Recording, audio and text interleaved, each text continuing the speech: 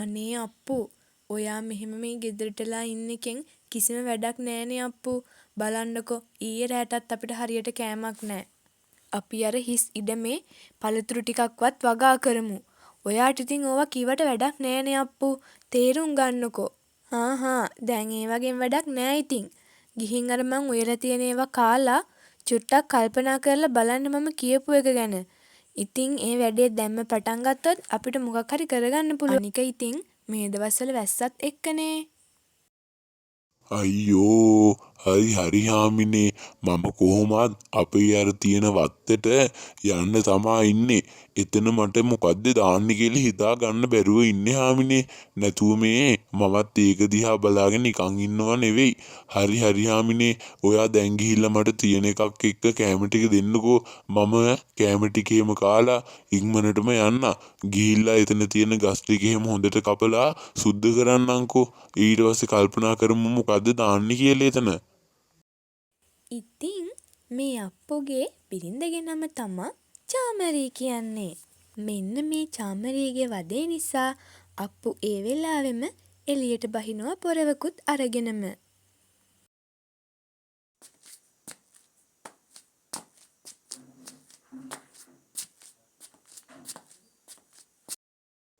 අම්බේ ගොඩාක් පාළුවට ගිහිල්ලා අපේ මේ පොඩි ඉඩම් කෑල්ල මට ඉතින් හාමිනේගේ කෑ ගහිල්ල හින්දා මට කොහොමත් මේක අස් කරන්න වෙනවා කියලා මම දන්නවා.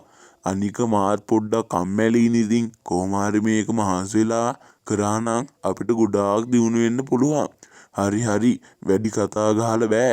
මෙතන මේ තියෙන ගල් ටිකයි එහා පැත්තේ පේන පඳුරු ටිකයි මේ ගස් ටිකයි කොහොම හරි කපලා ටික ඔක්කොම හොඳින් අස් කරලා තියන්න ඕන.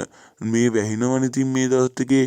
ඒ හින්දා ඉක්මනට මේ ටිකත් උදැල්ලෙන් කොටලා හැම මේ ටික හදලා ගත්තනම් හරි. හාමිනේගෙන් වදේ නිසා අප්පු ගියා ඔන්න ඉඩම බලන්න. ඒ ඉඩම ගොඩක් පාළුවට ගිහින් හැබැයි. ඔන්න ඉතින් අප්පු ඉඩමේ තියෙන ගස් ටික කපලා එයාගේ පළතුරු වගාව දාන්න ඕන විදිහට වත්ත හදාගත්තා. එයාට ඒක ටිකක් අමාරු වුණා. අයියෝ අනේ මන්දා මම මේ අප්පුට කෑ ගහපු හින්දා අප්පු තාම ගෙදර ආවෙත් නෑ. ඉතින් අනේ කෑ ගහන්න නැතුව කොහොමද? කමක් නෑ. දැන් ඊනේ තේ එකක්වත් බීලා යන්න ආවේ නෑනේ මේ මිනිස්සයා. කමක් නෑ ඉතින්. ඕක හරි ගියොත් අපිට හැමදාම ආදායමක් ලැබෙනවනේ. එතකොට ඉතින් අපිට එදා වේල කාලා සතුටින් ඉන්න පුළුවන්නේ. හෙට නම් මාත් යනවා අප්පුට උදව් කරන්න. ඉතින් යාළුවනේ ඔයාලා මේ දකින්නේ මාස 2-3කට විතර පස්සේ. ඔයාලම බලන්නකෝ අප්පුගේ එළවලු කොටුව ගැන. ඒක සාර්ථක වෙලාද නැද්ද කියලා. මං හිතන විදිහෙන් නම් සාර්ථක වෙලා වගේ. අම්බෝ ගොඩාක් මහන්සි වෙලා මම එහෙනම් කොහොම හරි මගේ මේ කොමඩු වගාවත් හරියට හදාගත්තා නේද? අපි අම්බෝ මේක මම ගොඩාක් කාලේ ඉඳන් බලා හිටපු හීනයක්. අද තමයි හැබෑ උනේ. මේ ගැන මම නෝනෙටත් කිව්වොත් නෝනෙත් ගොඩාක් සතුටු වෙයි. දැම්ම ගිහින් මම මේ ගැන නෝනෙට ඉක්මනටම කියන්න ඕන. හරි ඊට කලින් මේ කොමඩුව ගාවට මම අර පල්ලෙහා කඩෙන් ගෙනාවු පොහොර ටික දාලා හොඳට මේ ටිකට වතුර ටිකක් දාලා තියාගත්තා නම් හරි. ඊට පස්සේ බැරියයි නෝනෙට කියන්න. නෝනේ කෝවනේ මේ නෝනේ කතා කරාට නම් ඇහෙන්නේ නැහැ වගේ ඉන්නවනේ. ඇතුළටම ගිහිල්ලා බලමු මොකද කරන්න කියලා. මොකද මිනිස්සුયો මේ කෑ ගහන්නේ? මම හොඳටම බය වුණා. මම මේ වත්තපල්ලෙහා දර කප හිටියේ. අනේ කියන්නකෝ ඔයා මොකද මේ සතුටින් වගේ? අනේ කියන්නකෝ මට. ඉක්මනට. අයියෝ හරි හාමිනේ මම ඔයා වත්තට තමයි එක්ක යන්නේ. ඔයා වත්තට ගියාම නම් ගොඩාක් පුදුම වෙයි.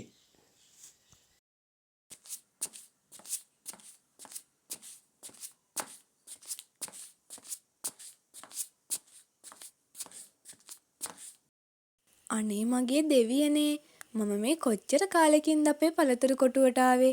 අනේ ඔයා මෙච්චර මහන්සි වෙලා අපේ කොමඩු වගාව හදලානේ. දැන් ඉතින් අපිට සතුටින් ජීවත් වෙන්න පුළුවන් මේ කොමඩු ටික විකුණ ගත්තොත්. දැන් නම් මට චුට්ටක්වත් බය නැහැ.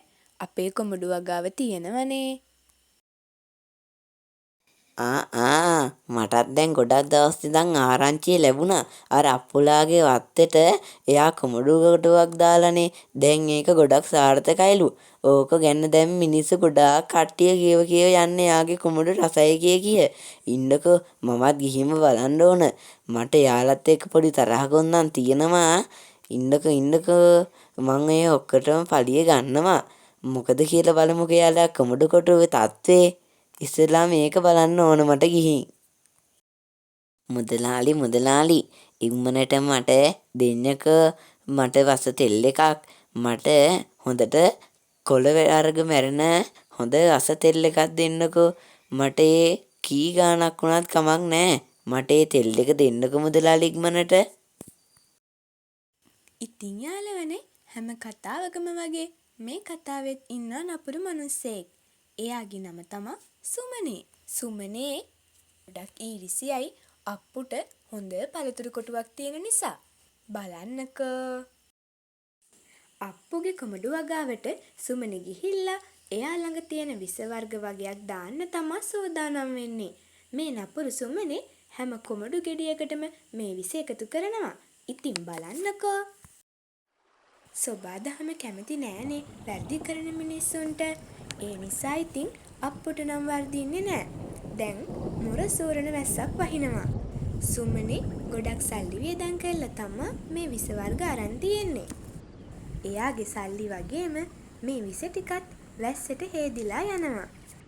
කාටද ඉතින් පාඩුව?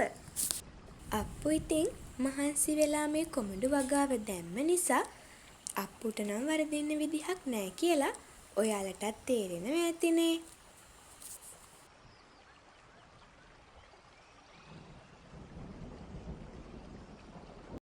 අයියෝ බලන්නකෝ ඊයේත් මගේ තියෙන කර්මෙටම වැස්සනේ. දැන් ඉතින් අර අප්පුවගේ පළතුරු කොටුවට හොඳටම හොඳ ඇති. මං ගහපු විස ටිකත් ඔක්කොම හේදිලා ගිහින්නේ. අන්න මං දැක්ක දැනුත් අර පල්ලෙහා කඩේට කොමඩු ටිකක් ගිහින් දෙනවා. අයියෝ බලන්නකෝ ඒ යාගේ කොමඩු වගාව මට ඇත්තටම නැති කරලා දාන්න තිබ්බා. ඊයේ හොඳටම වැස්සේ නැත්තම් ඉතින්. අප්පුයි එයාගේ බිරිඳ චාමරි දැන් ඒ කොමඩු විකුණලා හොඳ ආදායමකුත් ගන්නවා. දිගටම ඒක දියුණු කරගෙන ගිහිල්ලා තමා එයාලා ජීවත් වෙන්නේ. දැන් ලස්සන ගෙදරකුත් හදාගෙන එයාලා ආදරෙන් සතුටින් ජීවත් වෙනවා. ඉතින් අර සුමනේ නම් වෙනදා වගේම හිටපු තැනමයි ඊරිසියාවෙන් පුපුර ඉන්නවා. ඉතින් යාළුවනේ ඔයාලත් හොඳට තේරුම් ගන්න. කළ දේ ඵල දේ. ඊරිසියාව නැති කුහකකම නැති මිනිස්සෙක් නිසා අප්පු අද මේ වගේ තැනක ඉන්නවා. තවත් අලුත් කතාවකින් අපි හමු වෙමු. නපුරු සුමනගේ කතාව බලපු ඔයාලට ගොඩක් ස්තුතියි.